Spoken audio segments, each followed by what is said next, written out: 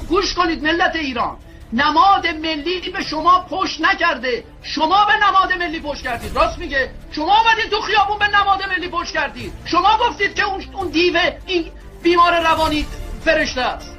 حالا که شما ملت متوجه شدیم، همه ما که نماد ملی ما حضرت رضا شاه دوم پهلوی سومه، تموم شد. وارد هیچ بحثی نشید، وارد حاشیه ها نشید.